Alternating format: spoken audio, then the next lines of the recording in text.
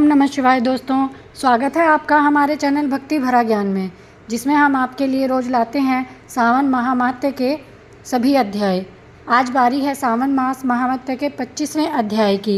लेकिन दोस्तों, उससे पहले आप प्लीज़ मेरे इस चैनल को अपने दोस्तों के साथ सब्सक्राइब कराइए, शेयर कीजिए, आगे से आगे इस चैनल को पहुँचाइए और मेरे इस चैनल को आगे बढ़ाने में योगदान दीजिए।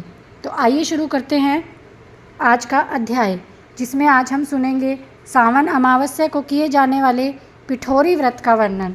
ईश्वर बोले, हे मुनिश्रेष्ठ, अब मैं उत्तम पिठोरी व्रत का वर्णन करूँगा। सभी संपदाओं को प्रदान करने वाला ये व्रत सावन मास की अमावस्या को होता है। जो यह घर है वह सभी वस्तु मात्र का अधिष्ठान है, इसीलिए इसे पीठ कहा गया है और पूजन में वस्तु मात्र के समूह को आर कहते हैं। हे मुनीश्वर, इस व्रत का नाम पिठार है। अब मैं इसकी विधि कहूँगा, सावधान होकर सुनिए। दीवार को ताम्र वर्ण, कृष्ण वर्ण अथवा श्वेत वर्ण धातु से पोतना चाहिए।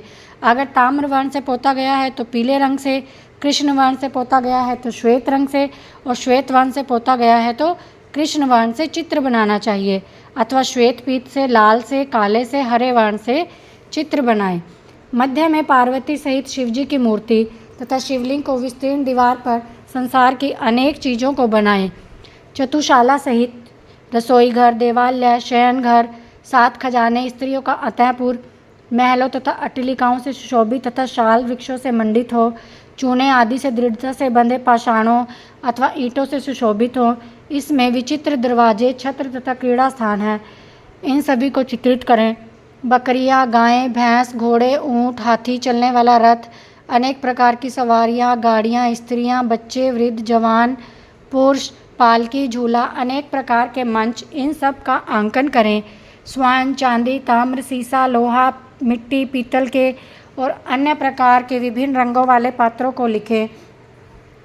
शयन संबंधी जितने भी साधन हैं, चारपाई, पलंग, बिस्तर, तकिया आदि, बिल्ली, मैना, अन्य जो और भी शुभ पक्षी, पुरुष, स्त्रियों के अनेक प्रकार के आभूषण, बिछौने, ओढ़ने, जो वस्त्र हैं, यज्ञ के जितने भी पात्र हैं, मंथन के लिए 2 स्तंभ, 3 रस्सियाँ, दूध, मक्खन, दही, तकर, छाछ, घी, तेल, तिल, इन सभी को दीवार पर लिखें। गेहूँ, चावल, अरहर, जौ, मक्का, वार्तानाल जो एक प्रकार का अन्न होता है, चना, मसूर, कुल्थी, मूंग, कांगनी, तिल, कोदो, कात्सी नामक अन्न, सावा, चावल, उड़द, ये सभी धान्य वर्ग भी अंकित करें।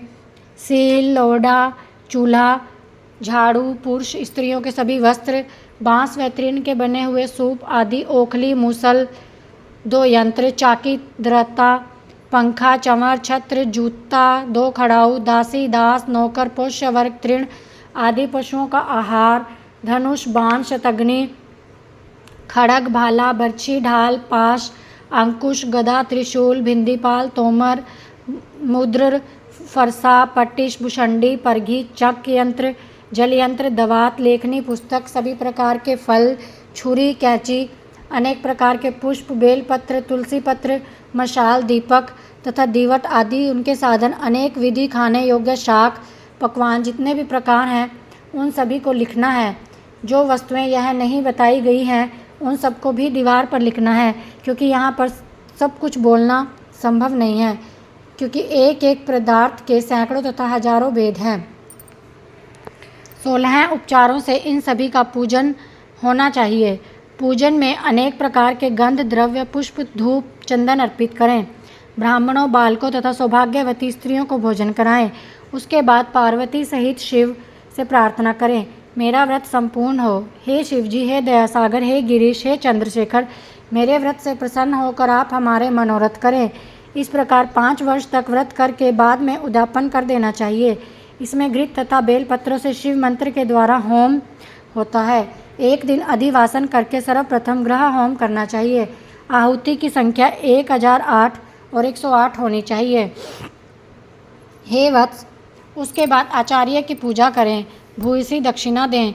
उसके बाद व्यक्ति इष्ट बंधुजनों तथा कुटुंब के साथ स्वयं भोजन करें। ऐसा विधान किए जाने पर मनुष्य सभी कामनाओं को प्राप्त कर लेता है। इस लोक में जो जो वस्तुएं उसे परम अभिष्ट होती हैं उन सभी को पा लेता है।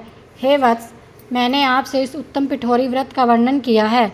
इस व्रत के समान सभी मनोरथों तथा समृद्धियों को प्रदान करने वाला, शिवजी को प्रसन्न करने वाला ना कोई व्रत हुआ है ना होगा। मनुष्य इस व्रत में दीवार पर जो जो वस्तु बनाता है वह निश्चित रूप से पा जाता है। इस प्रकार श्री स्कंद पुराण के अंतर्गत ईश्वर सनत कुमार संवाद में सावन मास महात्म्य में अमावस्या में पिठोरी व्रत कथन नामक 25वां अध्याय पूर्ण होता है।